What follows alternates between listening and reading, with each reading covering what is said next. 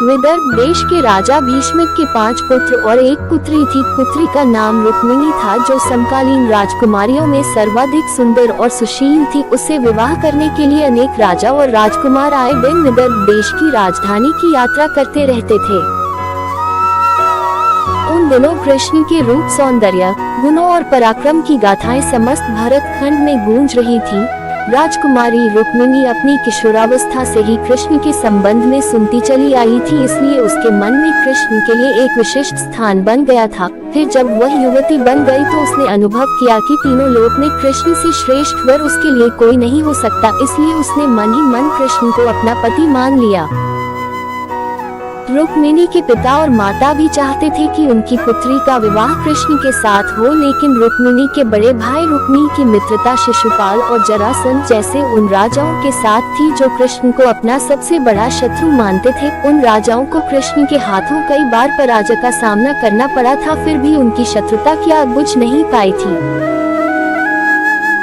जब रुक्मी को ये पता चला कि उसकी बहन कृष्ण के साथ विवाह करना चाहती है और उसके माता पिता भी इससे सहमत हैं, तो उसने एक दिन राजसभा में घोषणा कर दी कि उसकी बहन रुक्मिणी का विवाह चेदी देश के राजा शिशुपाल के साथ होगा। इस घोषणा के साथ ही उसने अपने पिता भीष्मक को धमकी दे डाली कि अगर उन्होंने उसकी घोषणा का विरोध किया तो वह उन्हें राज सिंहासन से हटाकर राज्य पर अधिकार कर लेगा और फिर जबरदस्ती रुक्मिणी का विवाह शिशुपाल के साथ कर देगा। राजा भीष्मक को अपने राज्य जाने की तो उतनी चिंता नहीं थी जितनी चिंता अपनी प्रजा के कल्याण की थी। वह अच्छी तरह जानते थे कि रुक्मी के राजा बनते ही राज्य की वही हालत हो जाएगी जो शिशुपाल और बानसूर जैसे अत्याचारी और निरंकुश राजाओं के राज्य की है। ये सब सोचकर उन्होंने रुक्मी की घोषणा का विरोध नहीं किया। रुक्मी ने उसी समय कुल पुरोहित से विवाह की तिथि निश्चित कराई और शिशुपाल के पास संदेश भिजवा दिया कि वह अपने मित्र राजाओं को बारात में लेकर आए और राजकुमारी रुक्मिणी को विवाह कर ले जाए।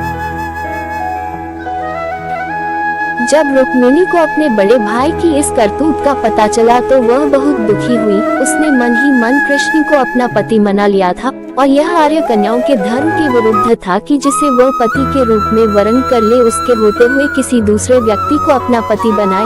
सोच विचार करने के बाद उसने अपने एक विश्वस्त ब्राह्मण को बुलाया और उससे कहा कि वह द्वारिका में कृष्ण के पास जाए और उन्हें ये संदेश दे दे कि रुक्मिणी वर्षों पहले से उनका अपने पति के रूप में वरण कर चुकी है, लेकिन उसका बड़ा भाई रुक्मी बलपूर्वक उसका विवाह शिशुपाल के साथ कर देना चाहता है। इसलिए कृष्ण आए और उसका हरण करके ले जाएं। यदि वह न आए तो वह अपने प्राणों का अंत कर देगी। रुक्मिणी का संदेश लेकर ब्राह्मण उसी समय द्वारिका की ओर चल दिया और कुछ दिनों बाद द्वारिका में पहुंच गया। जब कृष्ण को उस ब्राह्मण द्वारा रुक्मिणी का संदेश मिला तो कृष्ण ने उसे वचन दे दिया कि भले ही शिशुपाल, जरासंध आदि राजाओं की विशाल सेनाओं से उन्हें भीषण युद्ध क्यों न करना पड़े, वह उसे उन सबके बीच से उठा लाएंगे। कृष्ण ने उसी समय अपने सारथी को रथ तैयार करने की आज्ञा दी और ब्राह्मण को साथ लेकर कुंदनपुर की ओर चल पड़े। कृष्ण के जाते ही बलराम को उनके कुंदनपुर जाने की सूचना मिल गई। उन्होंने यादवों की सेना की एक शक्तिशाली टुकड़ी को अपने साथ चलने का आदेश दिया और द्वारिका से इतनी तेजी से प्रस्थान किया कि वह भी सेना सहित कृष्ण के पीछे पीछे ही कुंदनपुर पहुंच गए। कृष्ण और बलराम के पहुंचने से पहले ही शिशुपाल अपने साथी राजाओं की विशाल सेनाओं के साथ कुंदनपुर पहुंच चुका था। शिशुपाल के मित्र जरासंध, शाल, पौंड्रक, दंत, वकब और विदुरथ आदि अनेक राजाओं की कई अक्षौहिणी सेना बारात में सम्मिलित थी। विवाह के दिन सुबह ही परंपरा के अनुसार रुक्मिणी अपनी सहेलियों तथा अन्य महिलाओं के साथ गौरी पूजन के लिए नगर से बाहर बनाए गए मंदिर में पूजा करने गई। रुक्मिणी के संदेश वाहक ब्राह्मण द्वारा कृष्ण को इस बात का पता चल चुका था, इसलिए वह रथ लेकर मंदिर के पीछे पहुंच गए।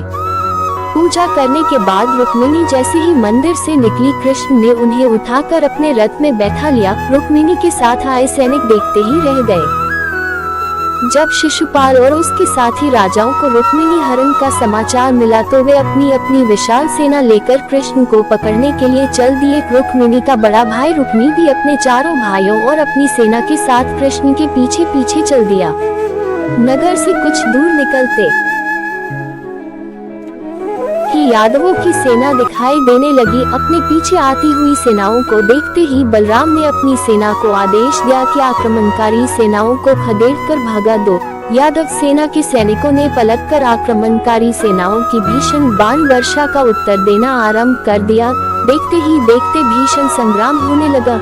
यदुवंशियों की थोड़ी सी सेना ने शिशुपाल, जरासंध और उनके साथी राजाओं की विशाल सेनाओं पर इतनी भयंकर बाण वर्षा की कि वे सिर पर पांव रखकर भागने लगी। अपनी सेनाओं का संहार होते और उन्हें भागते देख शिशुपाल और उसके साथी राजा भी अपने प्राण बचाकर भाग गए। शिशुपाल और उसके साथी राजाओं की सेनाओं को पीठ दिखाकर भागते देख रुक्मी के क्रोध की कोई सीमा न रही। वह अकेला ही कृष्ण का पीछा करने लगा। कृष्ण रुक्मी से युद्ध करना नहीं चाहते थे, लेकिन जब रुक्मी ने अपशब्द कहते हुए उन पर आक्रमण कर दिया तो विवश होकर कृष्ण को शस्त्र उठाने पड़े। उन्होंने पलक झपकते ही रुक्मी के रथ के घोड़ों और सारथी को मार डाला। रुक्मी भी उनके बाणों से घायल हो गया। कृष्ण ने तलवार संभाली और झपट कर रुक्मी को पकड़ लिया और उसी के उत्तरीय से उसके हाथ पैर बांधने के बाद उसके सिर तथा दाढ़ी मूंछों के बाल जगल जगल से मूंदकर उसे कुरूप बना दिया। रुक्मी ये प्रतिज्ञा करके कृष्ण से युद्ध करने चला था कि अगर वह अपनी बहन रुक्मिणी को कृष्ण के हाथों से छुड़ाकर नहीं लाया तो कुंदनपुर में नहीं लौटेगा। बलराम के कहने पर जब कृष्ण ने उसे छोड़ दिया तो वह अपने बचे खुचे सैनिकों को लेकर एक निर्जन प्रदेश में चला गया और वही नया नगर बसाकर रहने लगा।